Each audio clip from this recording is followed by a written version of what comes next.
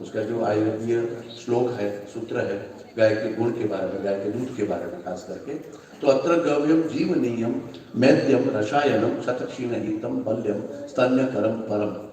बाकी तो बहुत से गुण है, लेकिन ये एक बताया मैंने, कहा हम इसके ऊपर रिसर्च करेंगे।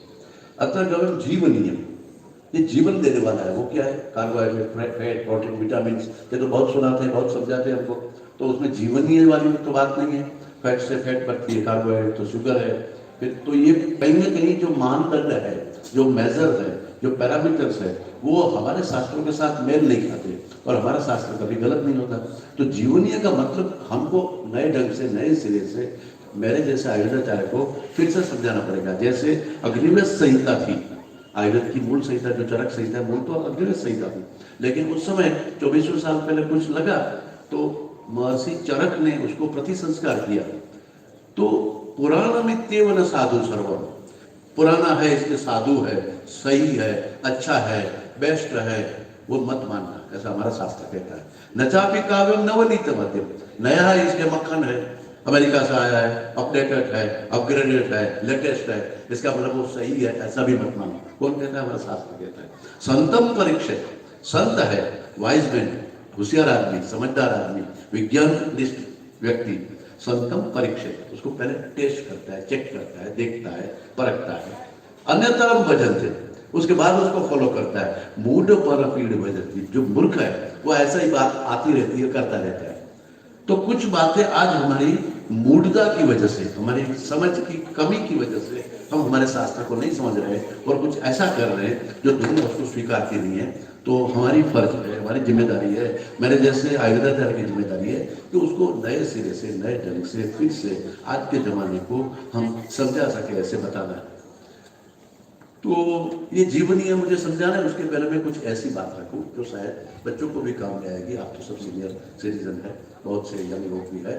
तो जो मैमल्स है वो 55,000 है, दूध देने वाले जो प्राणी है, जिसको हम कहते हैं मैमल्स को, सस्तन प्राणी, जिसको आंचल है, दूध आता है, ऐसे पृथ्वी के ऊपर 55,000 है, ऐसे हमारे शास्त्र कहते हैं कि जरा वैसे 55,000 मैमल्स है, स्तनधारी प्राणी।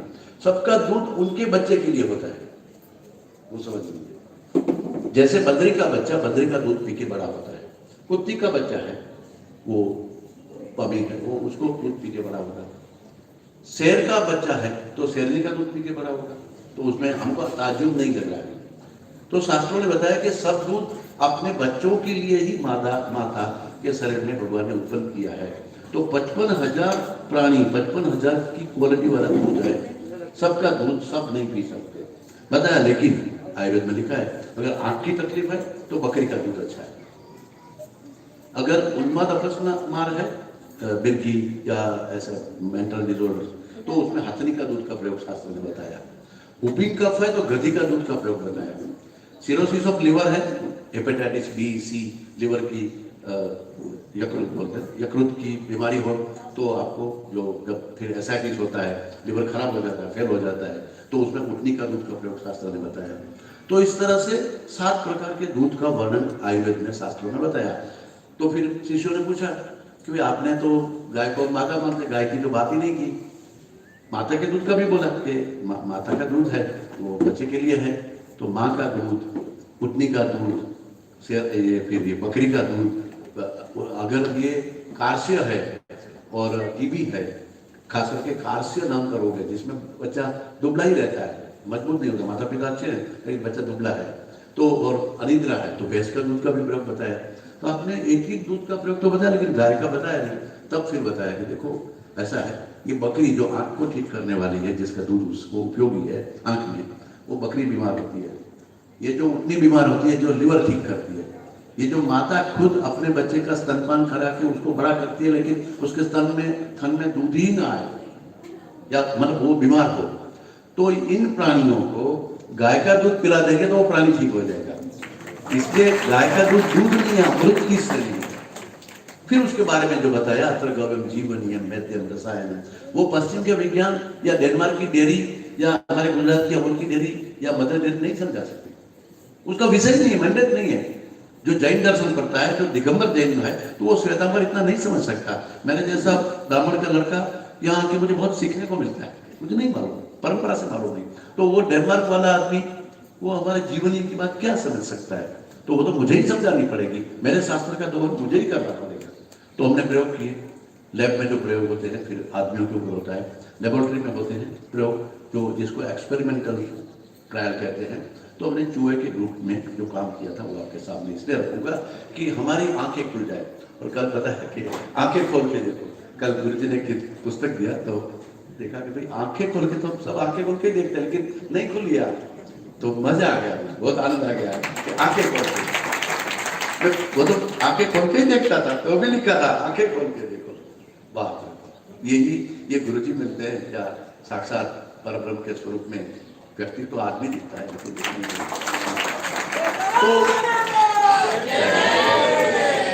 तो जीवनीय का मतलब मुझे ढूंढना था, माध्यम का प्रयोग हमें काम करके देखना था। माध्यम बुद्धि बनाने वाला, जीवन यानी जीवन देने वाला, जीवन लेता कौन है? तो आज के हिसाब से कैंसर सेल के दो होता है, एक जो है वोलेटाइल फैटी एसिड, थोड़ा टेक्निकल हो जाएगा लेकिन मुझे वो बताना पड़ेगा क्योंकि आजकल व्हाट्सएप यूनिवर्सिटी में सब आता है, सब पूछते रहते हैं। तो वोलेटाइल फैटी एसिड जब कम हो जाता है, सेल को जीवन रखने वाला जो पदार्थ है वो सेल में ही है, वो कम हो जाता है तो सेल मरने लगता है, सेल सुसाइड करने लगता है, जिसको कहते हैं, वो टेक्निकल भाषा हुई, वो कहते हैं कैंसर। तो सेल जिंदा नहीं रह सकता, वो सेल की अपनी वजह से और हमारे खान पान की वजह से, हम कुछ न कुछ खाते हैं, कैसा भी खाते हैं, तो सेल के अंदर ऐसे टॉक्सिन जमा होते हैं, तो वो जो सेल को ही बचाने वाला, जीवन को ही जीवन देने वाला वो पदार्थ कम हो जाता है। वो पदार्थ कम हो जाता है तब वो सेल सुसाइड करने लगता है, कोई एक निश्चित पार्ट थोड़ा लगता है, फिर ऐसा लगता है कि ये गांठ है, लेकिन एक्चुअली वो कैंसर है।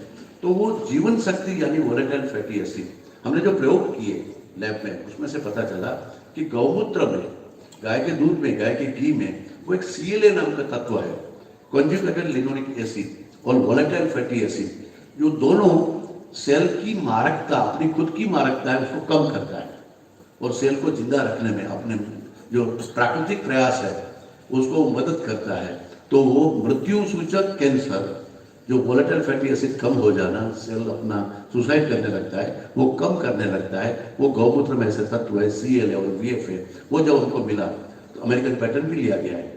अमेरिका की पैटर्न हमको चाहिए नहीं वैसे, लेकिन उनको ज्ञान देने के लिए कुछ करना पड़ता है। तो उन्होंने माना कि हाँ सही बात है, ये तो आपकी उनकी लैब से, उनकी पद्धति से ये साबित किया, तो उनको मानना पड़ा। बहुत समय तक 8-10 साल नहीं माने, फिर माना। तो आज हमको बताने में इतना गौरवान्वित नहीं है कि अमेरिकन पैटर्न हुआ है, लेकिन अमेरिकनों ने भी माना है कि गौमूत्र और गाय का घी है, गाय का दूध है, वो जीवनीय है। तो वो जीवनीय है यानी क्या? फिर माध्यम का देखना था, बुद्धि बढ़ाने वाला। तो बुद्धि बढ़ाने के लिए चूहे के 10 के ग्रुप को भैंस का दूध दिया गया, घी मिला के, एक ग्रुप को वेजिटेबल घी जो आजकल आता है बाजार में, वो दूध के साथ मिलकर दिया गया, बाजार का ही दूध, बाजार का ही वेजिटेबल घी। एक ग्रुप को देसी गाय का घी, देसी गाय का दूध दिया गया, एक को जर्सी का दूध, जर्सी का घी, एक ग्रुप कंट्रोल ग्रुप जिसको कुछ नहीं दिया गया। तो चारों के परिणाम मैं पूरे सम्मुख के सामने रखूंगा कि जिसको भैंस का दूध और घी दिया गया था, जर्सी का दूध और घी दिया था, उस चूहे को एक जनरेशन आई, बच्चे आए, दूसरी जनरेशन आई, तीसरी जनरेशन में वो अंध हो गए, ब्लाइंड हो गए, ऑप्टिक नर्व का डीजनरेशन हो गया, क्योंकि वो भैंस का दूध पीते थे, क्योंकि उसको भैंस का दूध दिया जाता था, क्योंकि उसको जर्सी का दूध दिया जाता था, और क्योंकि वो डालडा या जो वेजिटेबल की, उस ग्रुप में तीसरी जनरेशन में ये समस्या मिली, जो ऑप्टिक नर्व, जो आंख की, आज हम सुबह चर्चा कर रहे थे गुरु जी से कि वो ज्योति है, वो खाने पीने से ही होती है, आहार विहार से ही बनती है, तो वो ज्योति क्षीण होने लगी। और जब चौथी पीढ़ी उन चूहे की, 5वीं, 6वीं, 7वीं, फिर 8वीं पीढ़ी आई नहीं, खास करके वेजिटेबल घी में आई नहीं, यानी क्या हुआ? तो वैज्ञानिकों ने देखा, हम लोगों ने जो परीक्षण किया उसमें से पता चला कि उसके शुक्राणु बंद हो गए बनने, तो 8वीं पीढ़ी आई ही नहीं, यानी नपुंसक बन गए। तो आज हम भारत में 50 साल से ये वेजिटेबल घी, भैंस का घी, ये जर्सी का घी, दूध खा रहे हैं। आने वाली पीढ़ी, और आज हम देखते हैं बड़े मेट्रोज में, जो बड़े महानगर है, उसमें ये शुक्राणु अल्पता पुरुष की और इवन महिलाओं की 20% से ज्यादा हो रही है, क्योंकि हमको मालूम ही नहीं कौन सा घी खाना है, कौन सा दूध पीना है। बच्चों को पूछो कि दूध कहाँ से आता है, तो वो कहते हैं पाउच में आता है, फ्रिज में पड़ा है, उनको मालूम ही नहीं कि गाय क्या है। तो सौभाग्य से हम इस सांस्कृतिक क्षेत्र में आके हम ऐसी चर्चा करते हैं, ऐसा सुनते हैं, ऐसा देखते हैं, तो जो हमारी सिद्ध परंपरा हमको उसी धारा प्रवाह में ले जाती है। बाकी आप देखें दुनिया में क्या चल रहा है, बच्चों को मालूम नहीं, नई जनरेशन आ गई है और वो बच्चे हो नहीं रहे। उसका वजह यही है कि वो शुक्राणु अल्पता कर दी, इसलिए उसको वृश्यम बोला है। वो वृषभ कहते हैं, वृषभ देव है ना, तो वृषभ देव की उपासक है। तो वृषभ यानी प्रॉस्पेरिटी, क्षमता का प्रतीक है, पौरुषत्व का प्रतीक है, वो वृषभ है। तो वो वृश्य है यानी वाजीकर, यानी शुक्राणु बनाने वाला। तो गाय के दूध को, घी को वृश्य बोला गया है। वो मोटा नहीं बनाता, भैंस का दूध मोटा बनाता है, लेकिन हमारी क्षमताएं बढ़ाता है, तो वो हमको पाया गया। अब मेद्य बुद्धि बढ़ाने वाला हमको देखना था, तो चूहे की हम बिहेवियरल टेस्ट लेते हैं, उसकी प्रक्रिया। तो चूहे को एक बुलबुलैया होता है लकड़ी की बनाई हुई, उसमें हम डालते हैं। आपको मालूम है, चूहा आपने देखा होगा, चूहा की एक्टिविटी भी देखी होगी। चूहा दिन में इतना नहीं दिखता जितना रात में दिखता है, तो अंधेरे में आ जाता है। तो चूहा का स्वभाव है कि अंधेरे में घूमना, अंधेरे में अपना फूड ढूंढना, अंधेरे में संचरण करना। वो दिन में नहीं आता, उजाला हो जाता है या लाइट आ जाती है तो भागता है। रात को भी लाइट करेंगे तो चूहा भाग जाएगा, अपने बिल में घुस जाएगा। तो ऐसी बिल बनाई थी, बुलबुलैया होती है, वो एक टेक्निकल वो बुलबुलैया होती है, वो लैब में होती है, क्योंकि उसका बिहेवियरल स्टडी, उसका स्वाभाविक स्वभाव में क्या परिवर्तन आता है वो हम देखना चाहते थे। तो पहले तो जो चूहा था उसको पहले प्री ट्रायल रिसर्च करने से पहले जो, तो चूहा बुलबुलैया में से निकल, अंधेरा में तो उसकी स्पीड बढ़ जाती है, बुलबुलैया तो पैक था, अंदर अंधेरे में से जाके दूसरी ओर से निकल जाता था। लेकिन 3 महीने के बाद जिसको डालडा या वेजिटेबल घी दिया गया था, भैंस का घी दिया गया था, जर्सी का दूध और घी दिया गया था, उस चूहे अंदर जाके वापस आने लगे, डरने लगे अंधेरे से। जो उनका मूल स्वभाव है, मनुष्य का मूल स्वभाव है आनंद, मनुष्य का मूल स्वभाव है प्रकाश, मनुष्य का मूल स्वभाव है तेज। तो आज आदमी, तो चूहा भागने लगा, डरने लगा। और जिसको गाय का घी पिलाया था, गाय का दूध पिलाया था, वो चूहा पहले से भी ज्यादा स्पीड करके अंदर से निकल रहा था। अब वो मेथड यानी बिहेवियर की या एक प्रक्रिया की कसौटी हुई। लेकिन हमने, मेरी निशा करके एक डॉक्टर थी जिसने BMS कर लिया था, MD करना था, रिसर्च करना था। तो गुरुजी मुझे वो बताना था कि मनुष्य को क्या होता है। ये तो चूहे की बात हुई, लेकिन मनुष्य के ऊपर तो हमने MD का थीसिस, घी के प्रयोग से आदमी में क्या चेंज होता है, 3 साल तक वो करते रहे। हमने 30 वॉलंटियर लिए जो 40 से 60 साल के उम्र के, मतलब मिडल एज के, यंग नहीं थे, बुजुर्ग भी नहीं थे, तो मिडल एज जिसको कहते हैं। क्योंकि आयुर्वेद ने बताया है कि लाभोपायो वही सस्तानाम रसादीनाम रसायनम पूर्वे वयसी मध्यवा, मध्य उम्र है, उसमें आप सेल को स्थिर कर सकते हो, रिजनरेट कर सकते हो। बूढ़ा होने के बाद आपको कोई ट्रीटमेंट नहीं है। ट्रीटमेंट यंग में तो दिखता ही नहीं, रोग ही नहीं दिखता, इसलिए पता ही नहीं चलता। लेकिन मध्य जो वय है 40 से 60 वाली, उस समय आप कुछ करोगे तो यंग रह सकते हो, रीजनरेट कर सकते हो अपने शरीर को, आप बचा रोग मुक्ति का प्रयोग भी कर सकते हो। बूढ़ा होने के बाद आपके पास दवाई ऑप्शन प्रक्रिया कम है, वो शास्त्रों ने बताया। तो मध्य वय के हमने लिए 40 से 60 साल के वॉलंटियर, 30 वॉलंटियर को 100 ml देसी गाय का दूध ताजा, उसमें 10 ml देसी गाय का घी जो बेलोने से बनाया होगा। आप जो घर में फ्रिज में मलाई रख के बनाते हैं, ऐसा नहीं, शास्त्रों में 22 प्रकार के घी बताए।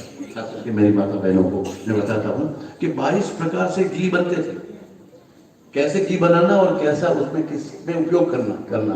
तो जो परंपरागत जो हम मिट्टी के बर्तन में, मटके में आधा या पौना भर के जो क्लॉकवाइज एंटी क्लॉकवाइज जैसे हम लकड़ी के बिलौने से करते थे, 1 मिनट में 30 बार ऐसे 30 बार ऐसे होता था। वही टेक्निकली सही है, उसका हमने ट्रायल लिया है, MSc थीसिस उसके ऊपर हुआ है अलग अलग। आपको लगता है हमने बहुत डेवलपमेंट कर लिया, ऐसा वो मिक्सी में छाछ बना लिया आपने, तो वो क्या होता है, इनएरोबिक कंडीशन में 3 मिनट में छाछ तो बन जाती है, लेकिन उनका जो RPM है, रिवोल्यूशन पर मिनट, जो चक्कर घूमता है, वो जो ब्लेड घूमती है वो मिनिमम 15,000 और 50,000 तक वो स्पीड में 1 मिनट में घूमती है। तो जो मक्खन में होने वाले जो कैरोटीन और जो ऐसे तत्व है वो जल जाते हैं। तो वो ऐसे ही मटके में ही बनने से ही होगा। बहुत से प्रकार के, ये तो साइड बात हो जाएगी, इसलिए मैं लंबा नहीं कर रहा हूँ। लेकिन आमतौर पे जो घरों में गलतियां हो रही है विकास के नाम से, डेवलपमेंट के नाम से, यंत्र की सुविधा के नाम से, वो यंत्र हमारा तंत्र बिगाड़ रहा है, शरीर का तंत्र बिगाड़ रहा है। तो यंत्र की महिमा और गरिमा कितनी है कितनी नहीं है वो हमारे शास्त्र जानते थे। यंत्र तो हमने भी बनाया था, लेकिन यंत्र सृजन विहीन विज्ञान व्यर्थ है। प्राणी का उपकार नहीं है जिसमें, वो सृजनशीलता नहीं है जिसमें, वो विज्ञान का क्या मतलब है? हम तो ज्ञान के पक्षधर हैं, हम विज्ञान वाले लोग नहीं, हम ज्ञान के उपासक हैं।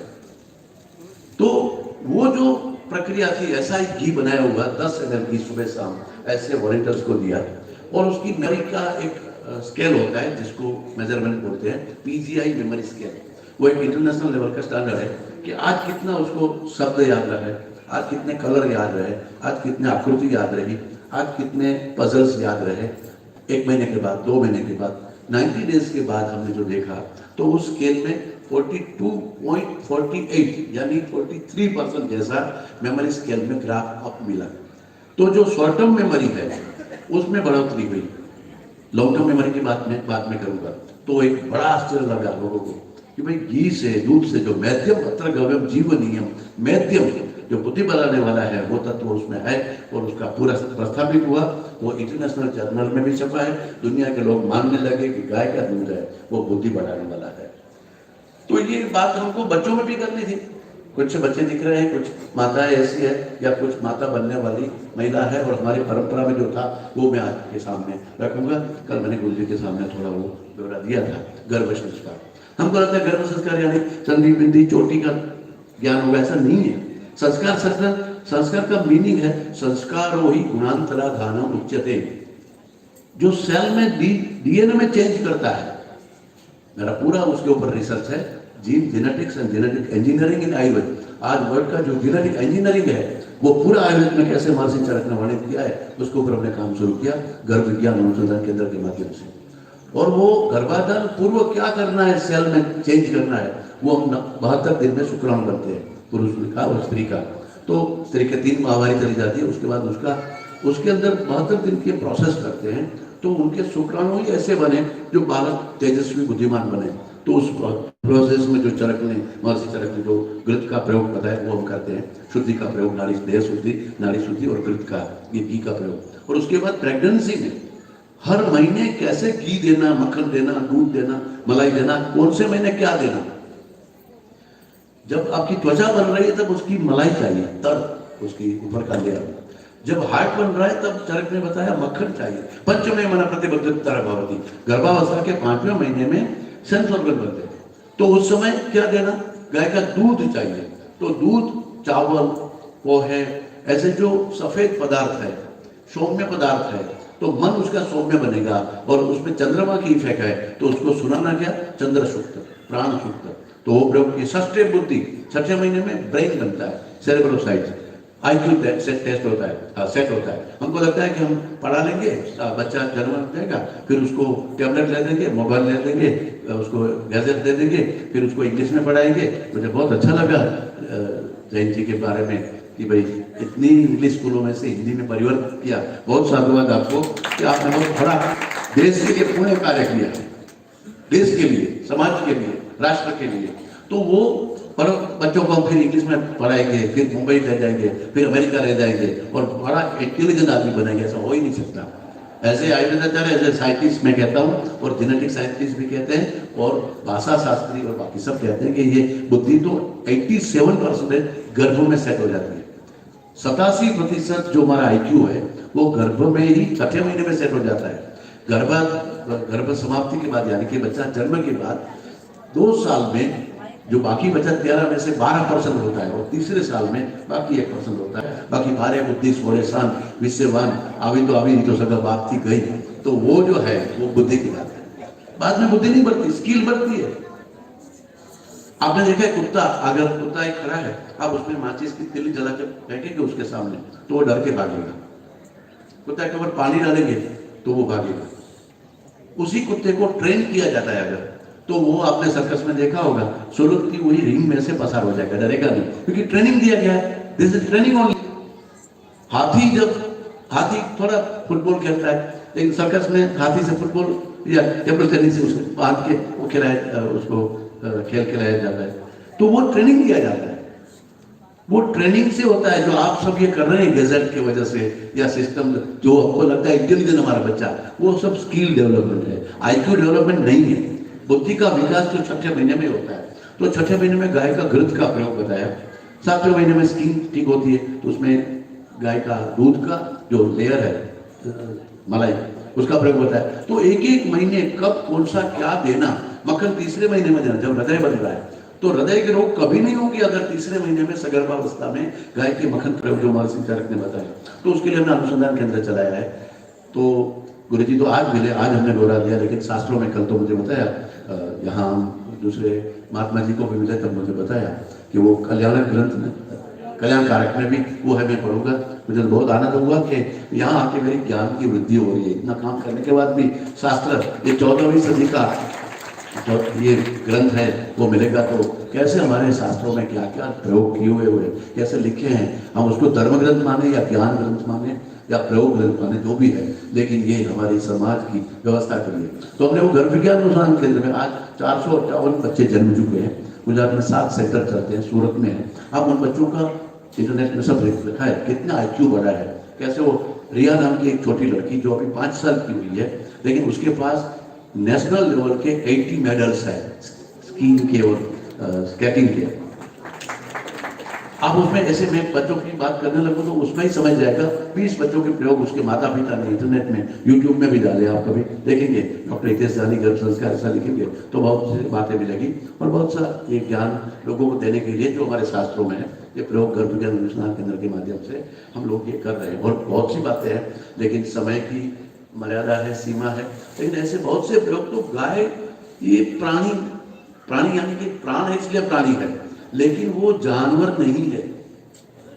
गाय को माता ने क्यों बोला, उसके गोबर में क्या है, गोमये वसते लक्ष्मी, गोबर में लक्ष्मी का वास है। आप कभी आइए हमारे यहाँ, हमने वेद गर्भ विहार ऐसा एक विहार का स्थल बनाया है, जहाँ सगर्भा स्त्री का विहार कैसा होना चाहिए, वो कहाँ रहे, कैसे रहे, हर महीने का जो बताया, क्या सुनना, क्या देखना, कैसी एक्टिविटी करना, क्या खाना क्या नहीं खाना, वो सब सिखाया जाता है। ऐसे ऐसे अच्छे म्यूजिशियन, उसको कौन सा संगीत सुनाना, प्राण सूक्त कब सुनाना, गर्भद्रोहण सूत्र कब सुनाना, वो सब वेदों में, उपनिषद में, हमारे सब ग्रंथों में, शायद में जैन दर्शन का इतना अभ्यास नहीं, उसमें भी लिखा होगा।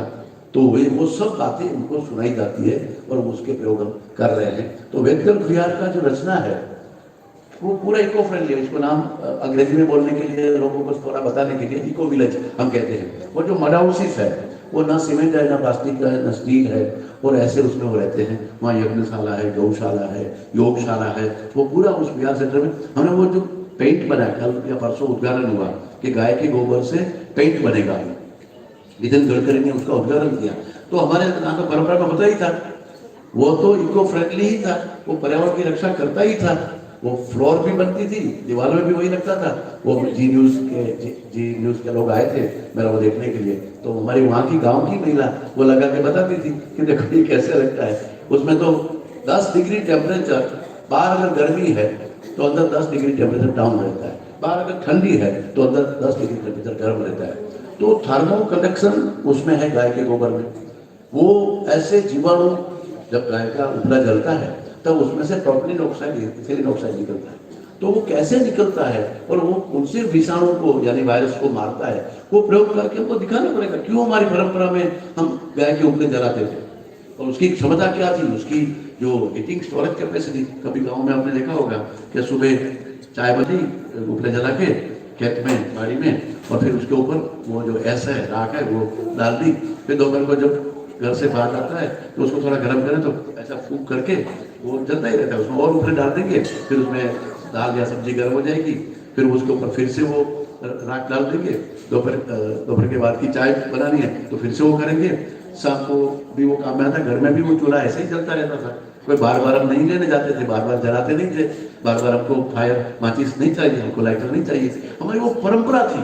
तो वो क्योंकि गाय के गोबर में ऐसे तत्व है, चरने वाली गाय की बात करता हूँ, तो उसमें उस गोबर में ऐसे प्रकार के फाइबर है, तो हीटिंग स्टोरेज कैपेसिटी 1300 थी। अभी हमारे रसायन शास्त्री को बताया जा रहा है, कल हमारी चर्चा भी हुई।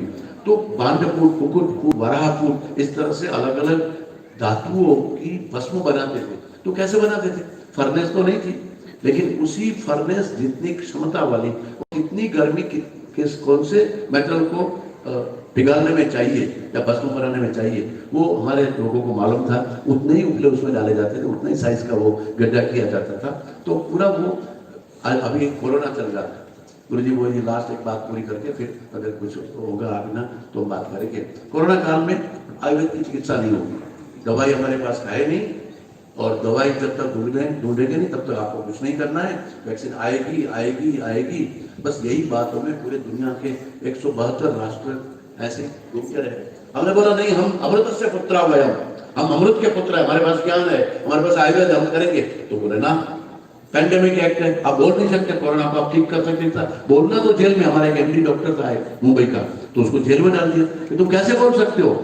अरे क्या बात है, विश्व स्वास्थ्य संगठन WHO तय करे वही चिकित्सा हो सकती है। ये संसर्ग ज्वर है, उसका वर्णन तो चरक संहिता में लिखा है कि वो कैसे फैलता है। बताए कि वायरस के बारे में सुश्रुत संहिता में, चरक संहिता में वर्णन है। हमको आदेश दिया ऋषि मुनियों ने, गुरुजनों ने, कि भाई उसके बारे में मत ढूंढिए, बहुत बात, वो इतने बहुत है, अति सूक्ष्म है, अति इंद्रिय है, आप उसमें ढूंढ में उसको गिनने की कोशिश मत करिए।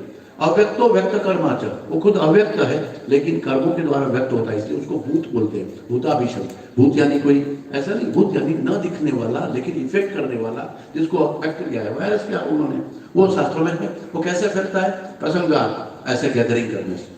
गात्र संसर्गात, ऐसा नहीं पता कि हाथ मिलाने से सिर्फ ये कोरोना जाता है। ये कोई भी गात्र आप है, ये छुएगा, हाथ छुएंगे, पांव छुएंगे, तो गात्र संसर्ग। सहसैया, भीतर शेयर करने से या चादर एक दूसरे के लेने से।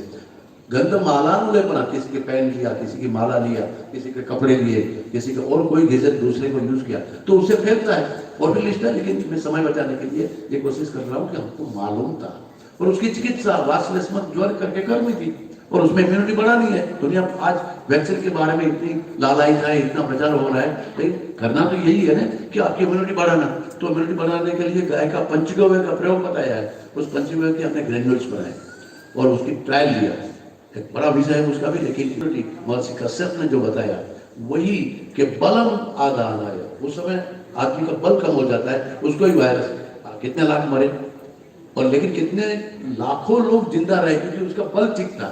भारत का, अमेरिका के लोग कितने मरे, क्या नहीं था उसके पास? कोई डॉक्टर नहीं था, कोई रिसर्च नहीं था, कोई दवाई नहीं थी।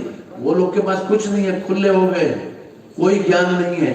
ये विज्ञान के नाम से हमको जो दिया जाता है वो बकवास है, वो हमारे लिए वो समस्या है। वो समस्या सिर्फ हमारी नहीं थी, मानव जाति के प्रति उन्होंने अपराध किया है। वो कुछ फार्मा कंपनियों के रैकेट की वजह से पूरे देश को बांध में रखना, पूरे दुनिया को बांध में रखना, वो भारत नहीं मानेगा। वो जो आचार्य गुरुवर जब हमको ऐसे देते हैं श्रद्धा कि आपकी जो ज्ञान है, हमारा जो साइंस है, हमारा जो विज्ञान है, उसको बताओ लोगों के सामने, तो आज हमको मौका मिला। तो हमने 312 केस, मेरी भारत का पहला कोविड सेंटर हमने राजकोट में शुरू किया, जो आयुर्वेद से ट्रीट होने वाला है। मंजूरी नहीं मिल रही थी, भारत सरकार, गुजरात सरकार सब कि भाई ये आप नहीं कर सकते, आपको नहीं करना है, ये आयुर्वेद नहीं कर सकता, ये आयुर्वेद से नहीं होगा, होम्योपैथी से नहीं होगा, प्राकृतिक नहीं, ये तो वहां से जब आएगा WHO से तब उसकी दवाई होगी, दवाई अभी आई नहीं। अरे मैंने बोला तुम कहते हो कि दवाई नहीं है, मैं कहता हूँ दवाई है, और वो मेन दवाई डॉक्टर हितेश जानी बताने वाला नहीं, वो महर्षि कश्यप ने, महर्षि चरक ने बताई है, तो 3000 साल पहले बताई, वो भी बताने वाला हूँ। पूरा कॉन्फिडेंस, आप उसको चेक तो करो। और फिर गुजरात सरकार की साइंटिफिक कमेटी ने इसको अप्रूव किया कि नहीं सर आपकी बात सही है।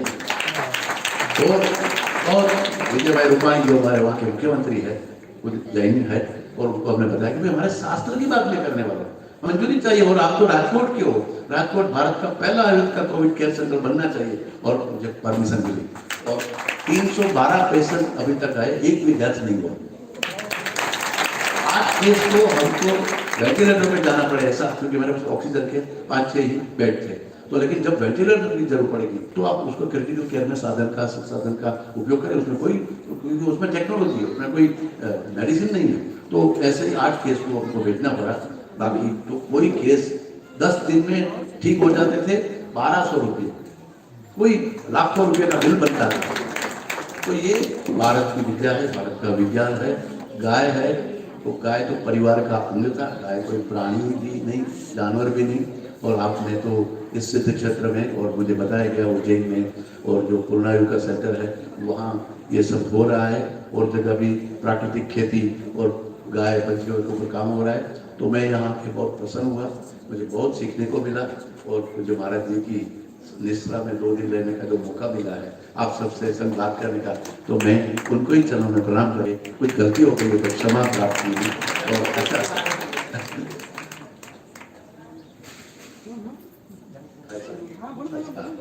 मुझे आज्ञा हुई कि थोड़ा फास्ट फूड, जंक फूड के बारे में बताना है। तो मैं क्या बताऊं, उसमें जो नहीं करने वाली बात को कितना ज्यादा बताना, जो करने वाली बात थी वो तो बता दी। अब नहीं करने वाली, नहीं खाने वाली चीज के बारे में, अभक्ष्य के बारे में बोलना, वो तो समझदारी नहीं है।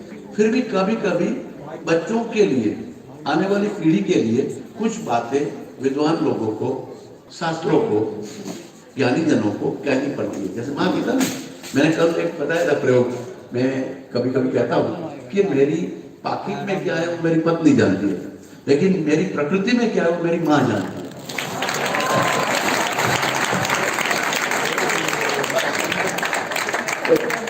तो हमारी तासीर जो है, हमारी जो प्रकृति है, शास्त्रों ने बोला अब मौका ही मिला है और आज्ञा हुई है तो मैं जरूर दूंगा। क्योंकि एक बार भगवान धन्वंतरी को इच्छा हुई कि है ऐसा वैद्य जो हमने जो सिखाया था ऐसा करने वाला, ऐसा है ऐसा कोई श्रावक, ऐसा साधक जो जिनाग्ना में जो बोला है वैसा करने वाला। तो कभी कभी हमारी परीक्षा होती है। तो साक्षात भगवान धन्वंतरी एक वैद्य के यहाँ आए, लेकिन वो मूल स्वरूप तो नहीं लाए, कौवे के रूप में आए। और वहाँ जो वैद्य का चिकित्सालय था उसके बाहर एक पेड़ था ऐसा नीम का, उसके ऊपर बैठा और बोला कोरुक कोरुक कोरुक। तो वो वैद्य था, कोई कौवा तोता बोल रहा है ऐसा, अपने वो तो चिकित्सा कार्य में मग्न था, कुछ मेरे जैसा बहुत कर्म था अपने वो करता रहता था, सुना ही नहीं। तो वो दूसरी बार बोला कोरुक कोरुक, पता नहीं, फिर चला गया कि ये तो बहुत मग्न में है अपनी क्रियाकलाप में, अपने जो उसको बोला गया उस कर्मकांड में व्यस्त है। ज्ञान कांड और उपासना कांड जो है, जब हम प्रतिक्रमण करते हैं तो क्या करते हैं, सामयिक करते हैं तो क्या करते हैं, कुछ तो कर्मकांड है, कुछ ज्ञान कांड है, कुछ उपासना कांड है। तो वो ज्ञान और उपासना जब नहीं रही तो फिर कर्मकांड रह गया। तो हमारे बच्चे पूछेंगे और वो उसको उपासना और ज्ञान के पास नहीं ले जाएंगे तो फिर कर्मकांड में उसको रुचि नहीं है, वो कर्मकांड नहीं करेगा। तो वो चला गया, भगवान धन्वंतरी चले गए, दूसरे वैद्य के पास गए, वहां भी बोला, वो भी बड़ा, वो तो अमेरिकन था, वो तो भाई पता नहीं कोई बड़ा आदमी होगा, तो वो भी करता रहा। लेकिन वाग्भट जी जिसका एक नाम है हमारे तस्वीर है, तो चरक सुश्रुत के बाद वाग्भट आए, तो वाग्भट जी चिकित्सा कर रहे थे, तो वहां भी बोला कोरुक कोरुक कोरुक। तो वाग्भट जी को जाना है, भाई देखो शिष्य उधर बैठे थे कि देखो कोई कौवा आया है, आप उसको दाना दिलाइए, आप करिए, क्योंकि तुरंत ध्यान देना, आने वाला आगंतुक का, अतिथि का हमको पता होना चाहिए, कुछ कितना भी काम है, लेकिन हमारी संस्कार, हमारी परंपरा है, हम ध्यान देते हैं दूसरे के प्रति, क्योंकि वही नारायण है। अब बोले ही बीजो नहीं, ये बोलता है दूसरा कोई नहीं है, ना? ये बोले बीजो नहीं, 6 परमेश्वर पोते, वही परमेश्वर है। अजानियों ने आंधड़ो, अनजान और अंधा आदमी अड़गो रही निगो अलग होकर ढूंढता है, साधु नाम साहेब नु, साहेब जो किरदार है, साधु नाम सच्चा नाम साहेब का, बीजू नहीं कोई, दूसरा कोई नहीं। बाण के इसको बजो तो बाहर काम हो, तो उसको अंदर जो मेरा बोलना वो ईश्वर है, तो वो दूसरा भी ईश्वर है, हमारे जैसा ही है, तो उसका स्वागत किया जाए ऐसा शिष्यों को बोला। तो शिष्य डाला, चाने डाले, लेकिन वो फिर से बोला कोरु कोरु। तो जगह नहीं, ये चाना दाना लेने के बाद भी कुछ पूछ रहे हैं, इसका मतलब तो देखो शिष्यों क्या बोल रहे हैं, तो बोला कोरु। तो बोला ये तो संस्कृत है, आप उसके आवाज में कुछ हमको बता रहे हैं, तो उसका मतलब हुआ क और क, कोरुक यानी क यानी कौन, और यानी नहीं, रुक यानी रोगी। कौन रोगी नहीं है, कौन रोगी नहीं है, कौन रोगी नहीं है, ऐसा पूछ रहा है। तो बोला कि बच्चा जवाब दो, आप तो पढ़े नहीं, जैसे मेरे श्याम प्रिया शिष्य है, तो 1 साल से पढ़ रहे हैं, अगर वो जवाब नहीं देगी तो मुझे बहुत बुरा लगेगा, मैंने तुम बोलो। तो वो जो बच्चे थे, वैद्य थे, स्टूडेंट शिष्य थे, उन्होंने बोला कि सर ये पूछ रहे हैं, कौन, जवाब दो। तो वैद्य भी उस भागवत के शिष्य थे, तो उन्होंने प्रश्न में ही जवाब दिया कि सो रुक, सो रुक, सो रुक। तो उसका मतलब स अरुक, स यानी वो रोगी नहीं है, वो रोगी नहीं है, वो रोगी नहीं है। तो भाई आप कौन रोगी नहीं है का जवाब में वो रोगी नहीं है, तो वो यानी कौन बताओ। फिर कौवे को बोलना पड़ा, धनवंतरी को पूछना पड़ा। तो बताओ बेटे, आपने तो पढ़ा है, आप तो प्रयोग कर रहे हो। दक्ष तीर्थांत शास्त्रार्थो दृष्ट कर्मा सुचिर विषय। दक्ष है, कभी भी जवाब देते हैं, कभी भी मरीज का ख्याल रखते हैं। तीर्थांत शास्त्रार्थो, शास्त्र का तीर्थाटन करता है, एक नहीं अलग अलग शास्त्र भी पढ़ता है। दृष्ट कर्मा, देखा भी है, कर्म भी किया है, और शुचि है, पवित्र है, इसको विषय कहते हैं। तुम वैद्य हो तो ये गुण वाले हो, तो दक्ष हो तो बोलिए, जवाब दीजिए। तो फिर बताया उसी भाषा में। अब वो तो वैद्य थे, छोटे थे, शिष्य थे, तो उनकी भाषा में, और उसी समय दूसरे पक्षी भी उनके पाले हुए थे, उनकी लैंग्वेज में उन पक्षियों से बुलवाया। हितभुक, मितभुक, ऋतुभुक, जो हितकारी भोजन करता है, जो अनोदरी है, मित भोजन करता है और ऋतु के हिसाब से खाता है, वो कभी बीमार नहीं होता।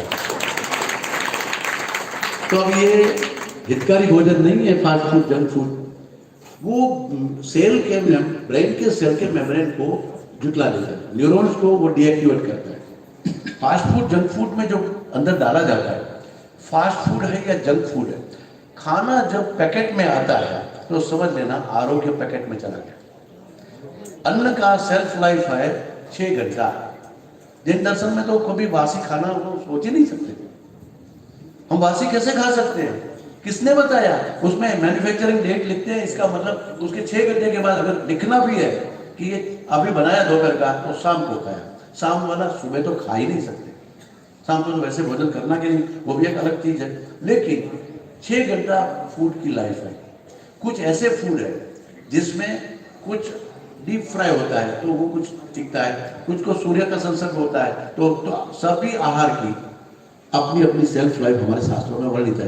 पापड़ है, वड़ी है, वो चलता है। अचार है, हमने कभी सोडियम बेंजोएट नहीं डाला तो भी अचार हम 11 महीने तक खा सकते हैं। दूसरा चौमासू आता है तब तक वो खाद्य पदार्थ रहता है, तो कैसे रहता है? तो अगर प्रिजर्वेटिव डाले बिना भी प्रिजर्व करना है, यानी कि रखना है, खाद्य बनाए रखना है, तो भी एक विद्या थी। कल और आज हमने आहार शास्त्र के बारे में बहुत चर्चा की। तो वो आहार की बनाने की अष्ट आहार विधि है, उस विधि के अनुसार है तो ही खाना चाहिए कोई भी आहार।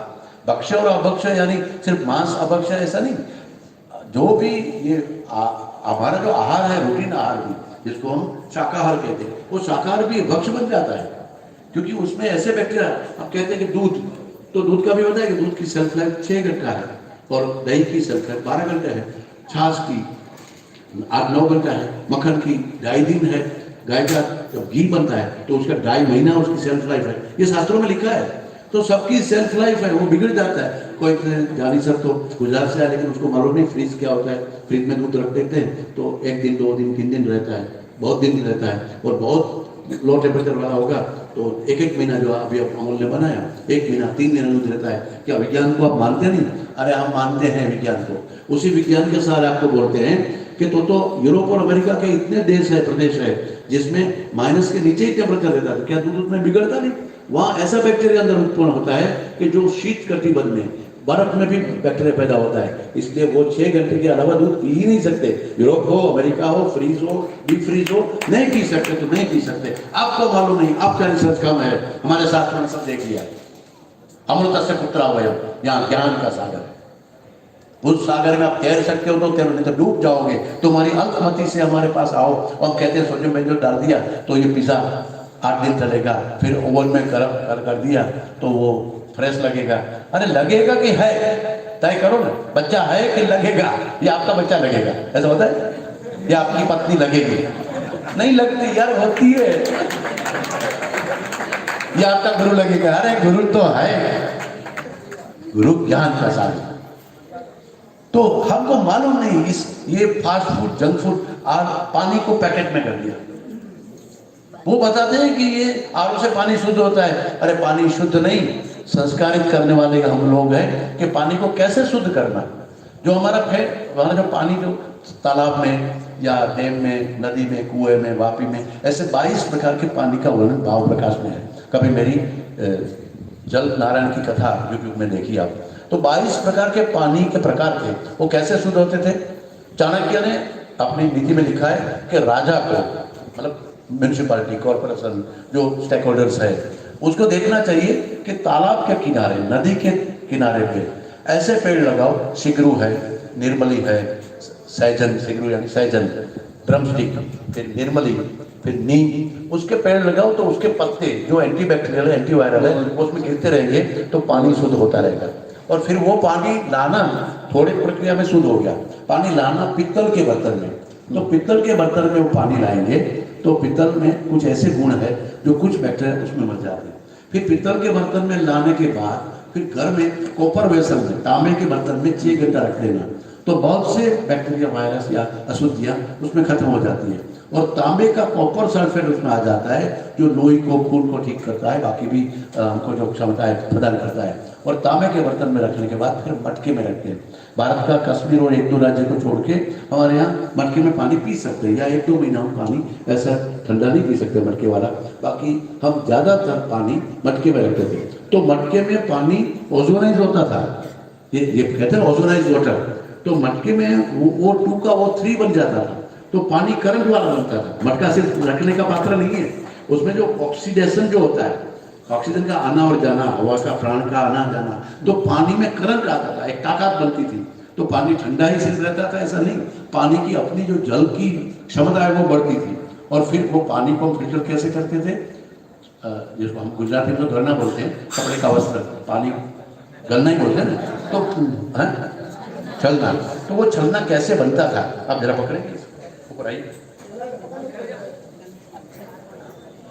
मुझे डेमो देना है। पानी का छलना जो था कैसा था, पानी का छलना था वो कैसा था आपको बताऊं, शायद महिलाओं के पास आपके घर में भी है ही नहीं है। अरे साधुवाद, प्रणाम आप सबको। तो आपके घर मेरा साइंटिस्ट आया। तो ये परत हुई, ये दूसरी परत, फिर ये तीसरी, चौथी, ये 8 फोल्ड हुआ। ये 8 फोल्ड वाला नहीं, 16 फोल्ड वाला चलना होता था। है आपके घर में? आपको फिर से साधुवाद प्रयोग करने के लिए।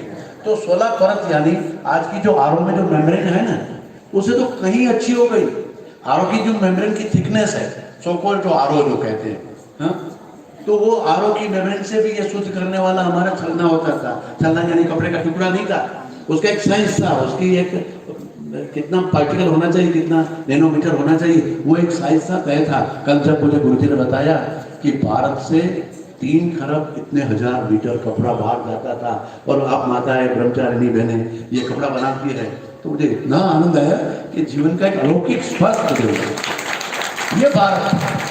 तो पानी हम शुद्ध करते थे छलने से, बाकी अशुद्धियां तो उस वनस्पति से चली गई, उस कॉपर से, पित्तल से चली गई। और फिर वो मटके में हम ऋतु के हिसाब, जैसे अभी हेमंत ऋतु चल रही है तो अगरू की पोटली बना के रखी जाती थी। अगर ग्रीष्म ऋतु है तो वो वाड़ो, आप क्या बोलते हैं, खस की टट्टी का जो बनता है, तो उसकी पोटली रखी जाती थी। जैसा ऋतु है ऐसा पानी पिएंगे। तो पानी सिर्फ शुद्ध नहीं, संस्कारित पानी पीते थे। उस भारत को आप ये आरओ से क्या समझाओ? ये भारत के लोग हैं, विज्ञाननिष्ठ लोग हैं, बस हम हमारी परंपरा भूल गए, हमारा पीना भूल गए, हमारा खाना भूल गए। बाजार से जो आता है खाता है, तो आपका बच्चा बीमार ही होगा। ऑस्ट्रेलिया के 100 बच्चों के ऊपर ट्रायल किया गया, ये फास्ट फूड, जंक फूड खिलाया गया, और 3 महीने के बाद उसके टेस्ट बढ़ रहे थे, वो खत्म हो गए। उसको कोई टेस्ट का, उसको चीनी खिलाई तो भी ऐसी लग रही थी, उसको नमक जीभ पे रखा तो भी ऐसा ही लगता था। क्योंकि जो सोडियम बेंजोइक और अजीनोमोटो, जो अलग अलग प्रकार के प्रिजर्वेटिव डाले जाते हैं या टेस्ट मेकर डालते हैं, तो टेस्ट मेकर आपका फिर वो एक तो एडिक्शन बन जाता है, और वो टेस्ट मेकर जो है वो जीभ के जो टेस्ट के स्वादानुकूल है उसको खत्म कर देता है। तो ये प्रयोग हमारे भारत देश में हो रहा है। उनको लगता है कि भारत के बच्चे निकम्मे हो, उनको, वो तो खुद निकम्मे है, निकम्मे लोग निकम्मी ही बात सोचेंगे, उसको तो वही बेचना है, उसका तो वही बिजनेस है। लेकिन भारत के लोग ये बिजनेस करें, भारत के लोग अपनी जनरेशन को खत्म करें, ये सब हो रहा है। बड़ा सत्यानाश करने की एक साजिश को तो साजिश, अनजान है, भोले लोग हैं, अज्ञानी है तो ऐसा बोलो, जो भी उसको देना है आप विशेषण दीजिए, लेकिन हम लोग वो नहीं कर सकते। हमारी परंपरा में जो ज्ञान है कि अन्न को हमने ब्रह्म माना है, अन्न को हमने देवता माना है, उस अन्न का ऐसे काम करना, इस तरह से सिर्फ अन्न का बिगाड़ नहीं करना, वो तो सबने सुना है, सीखा है, लेकिन अन्न को आप संस्कारित जो करते हो वो बिगाड़ते हो। किसको छौंका किसका लगेगा मालूम है महिलाओं को कि भिंडी को किसका छौंका लगेगा? नहीं मालूम है किसको किसका छौंका लगना चाहिए। भिंडी फैट और प्रोटीन का ऐसा संयोजन है तो वो खुद पचेगा नहीं और खुद साथ में रोटी को पचने नहीं देगा, क्योंकि इंटेस्टाइन की पेरिस्टाल्सिस को बढ़ा देगा। तो भिंडी को मेथी का ही तड़का लगेगा। गुआर फली है उसको किसका तड़का लगेगा? अजवाइन का ही तड़का लगेगा।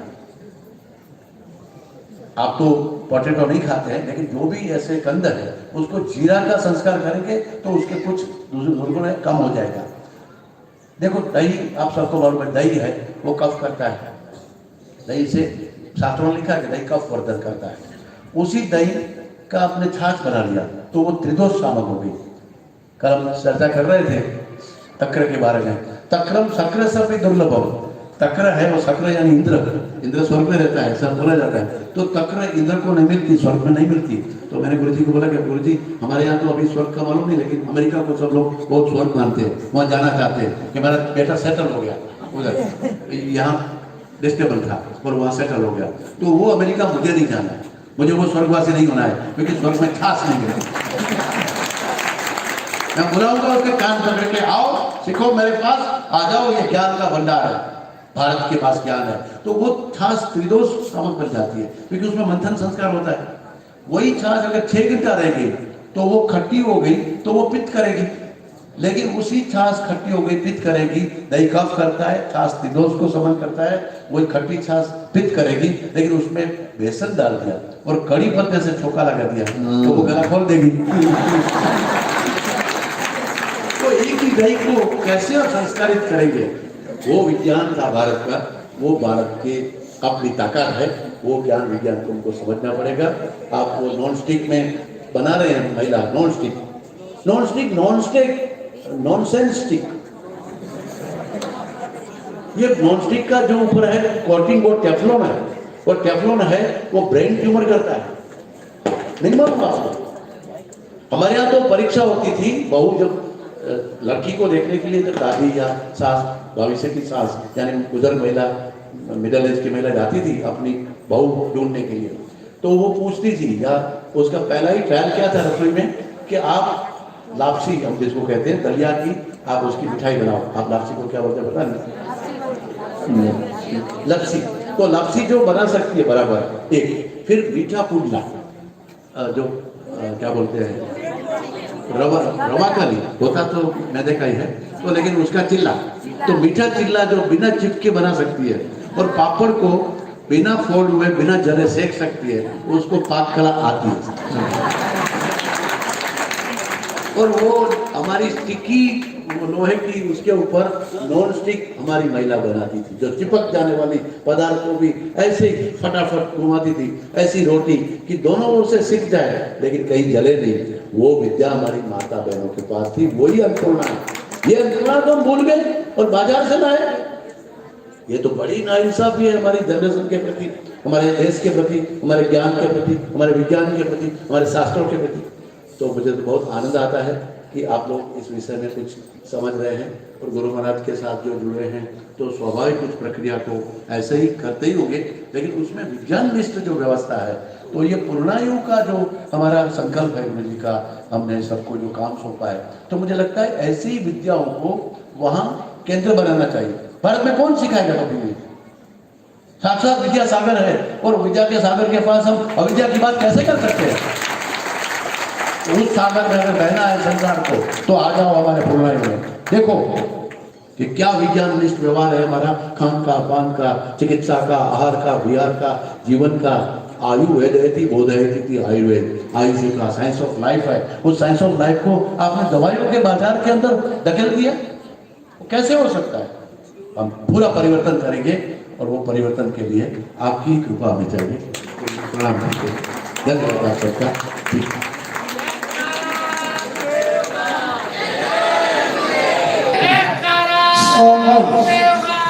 हमारे के लिए वे समर्पित हो रहे हैं, ये बता दो। आपको बड़ा बोला तो मौसम कर दो ना, आपको जो भावनाएं बुराई के लिए समय देने की जो भावनाएं पूरी होती है।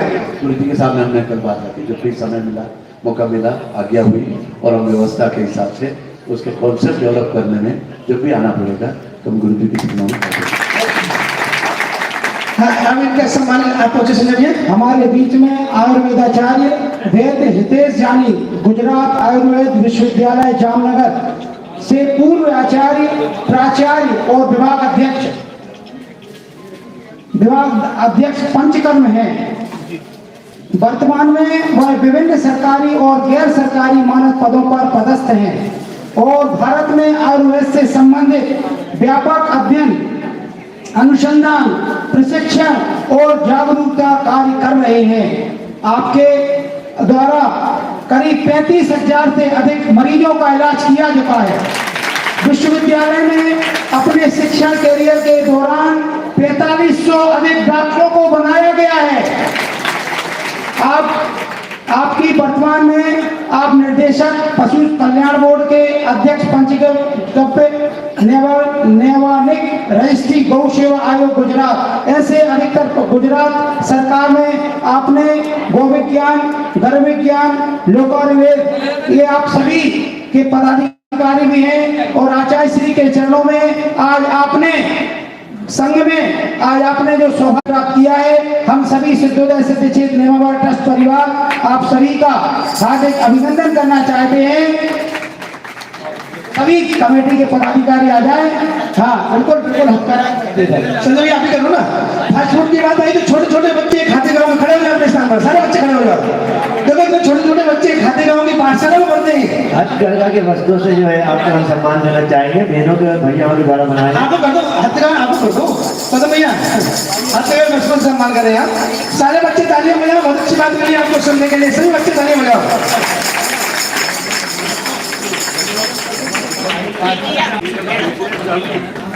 इंजीनियर BSNL श्रीमती श्याम, इनकी जो शिष्या है उनका भी सम्मान यहाँ पर होगा, वो भी आ जाए। ताली मेरा तलिया बजाओ आप, 2 महिलाएं कोई भी आ जाए, सम्मान करते हैं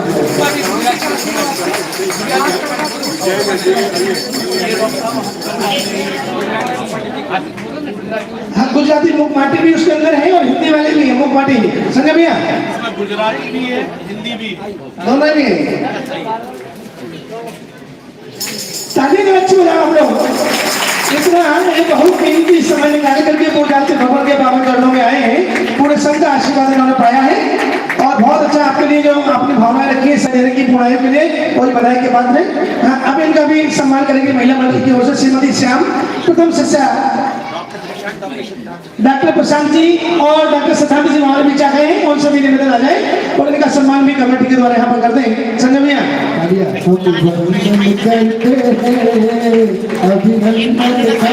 पूर्ण आयु के सभी कर्मचारी यहाँ पर हैं, उनसे भी निवेदन, वो भी श्रीमत चढ़ा के आशीर्वाद पाने। सभी कर्मचारी जो डॉक्टर प्रशांत जी ने बहुत मेहनत की है और अभी पूरे समर्पित हैं पूर्ण आयु के लिए, उनका भी सम्मान यहाँ से कर दें आप लोग। करो भैया करो।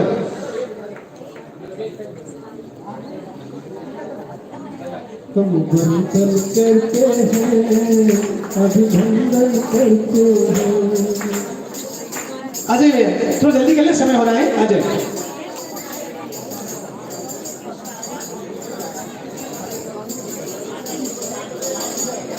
चरक संहिता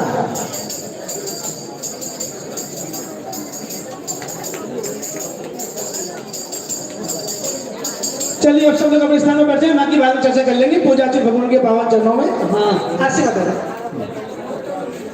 अहिंसा परमो धर्म, आचार्य गुरु श्री ज्ञान सागर मुनि महाराज की।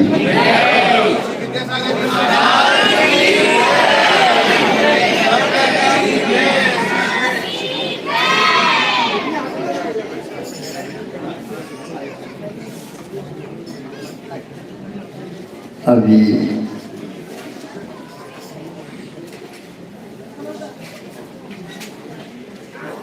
आप लोगों ने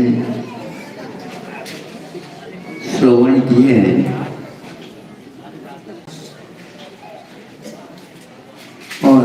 अपने हृदय से जब समझ में आया, समझ रहे थे, अथवा बहुत अच्छा लग रहा होगा आपको, उस समय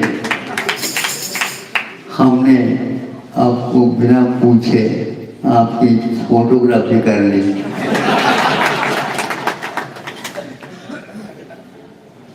इनको डॉक्टर कहना मैं पसंद नहीं करता हूँ, किंतु अनुसंधान इस प्रकार की हल्की उपाधि से हम कह नहीं सकते। इसको गवेषणा बोलते हैं। जो गाय की आँखें का नाम गवेषणा होता है। जो प्रत्येक महाप्रासाद और कुटिया भी हो तो कम से कम एक आध गवेषणा वहाँ पर, गवाक्ष वहाँ पर रहती है। और गवाक्ष अनुभव के लिए भी कहा जाता है। ये अनुभव की गवाक्ष से जो भूलता है उसको डॉक्टर कहना ठीक नहीं है, लेकिन फिर भी आप लोगों ने इनके भावों को और इनके अनुभवों को, भाव तात्कालिक होते हैं, अनुभव बहुत दूर तक जाते हैं और वो अमर बनते हैं। तो यह निश्चित है कि इन्होंने अपने जीवन काल में जो यहाँ गवेषणा के माध्यम से, शोध के माध्यम से, अनुभव के माध्यम से, और अभी आपके सामने उदाहरण उन्होंने दिया कि जब हम दही को मथते हैं तो दक्षिण में वह एक लकड़ी का नाम नहीं होता, किंतु उस लकड़ी को फंसाया जाता है। उसके पास माथा रहता है। माथा, उसको हम बोलते हैं माथा, मथानी जिसको। हाँ, तो उस मथानी के माध्यम से उस दही में घुस करके और उनको लय के साथ,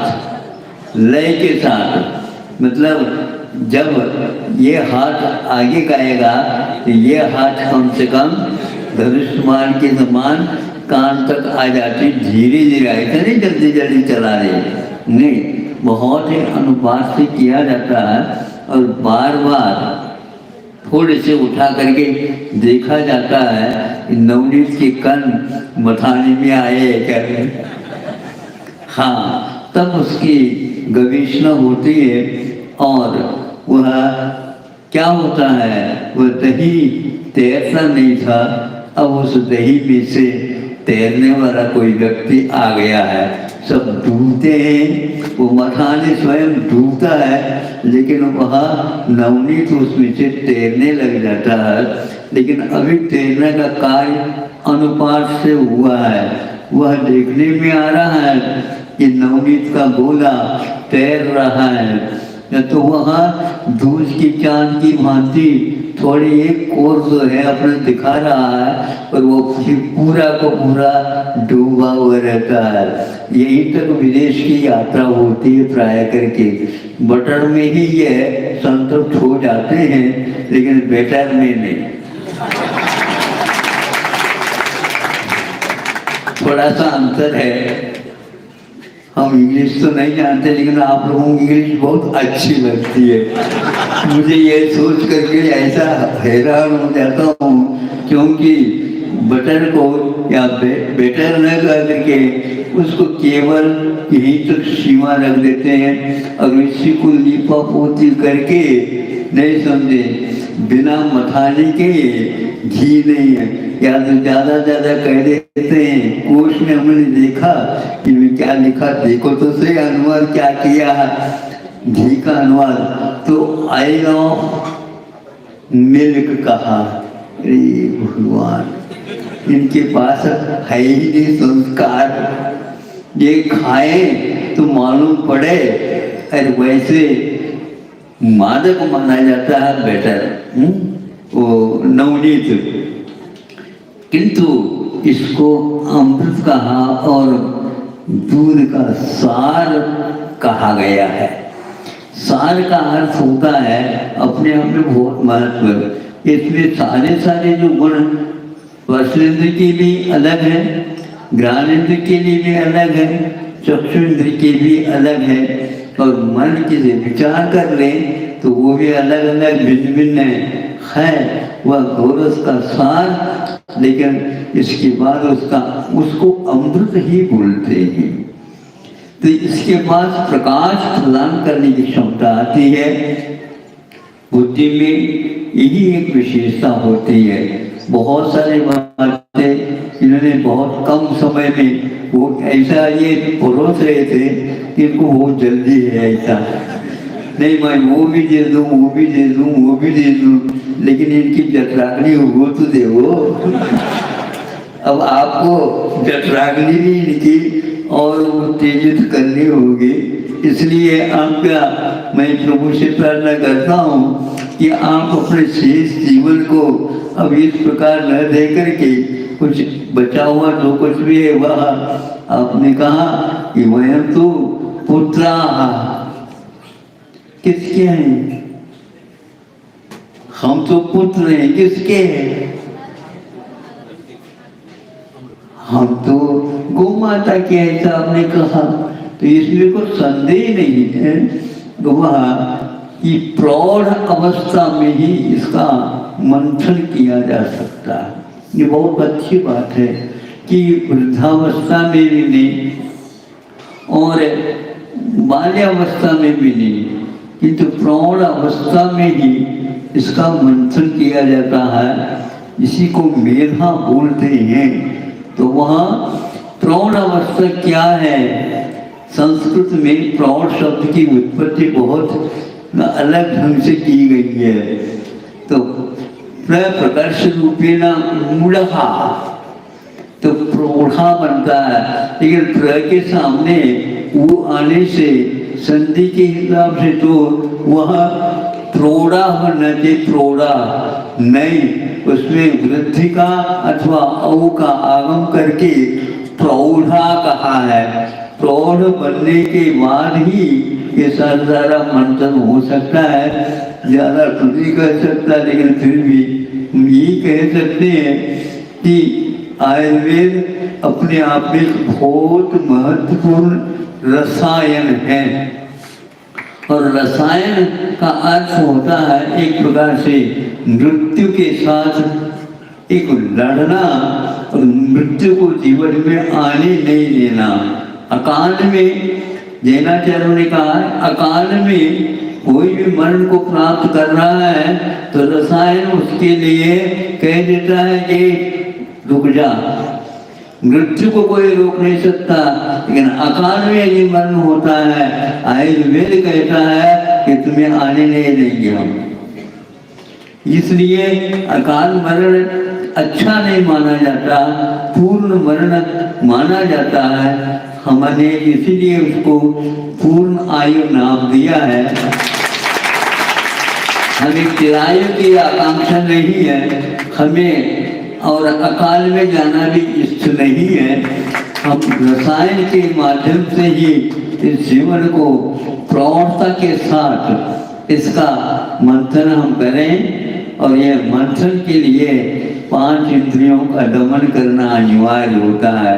इंद्रिय दास कभी भी शोध नहीं कर सकता, इंद्रिय दास कभी भी तैरते तैरते डुबकी नहीं लगा सकता।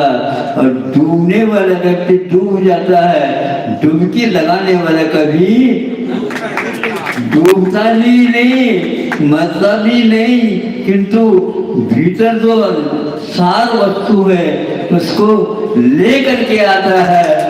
ये अपने जीवन में इसी प्रकार करें और जाते जाते कुछ ऐसी संतान, कुछ ऐसी परंपरा छोड़ दे जिसके द्वारा इसका मरण जो होने वाला था भारत का वह जीवित रहे, पुनर्जीवित रहे और पुष्ट बना रहे और विश्व के लिए अपना गुरुत्व का जो भार है वह प्रदान करे। इतना ही कहना चाहता हूँ। किंतु आज बहुत अच्छा कार्य आप लोगों ने, या आज पूरी पूरी पूजा हो गई है।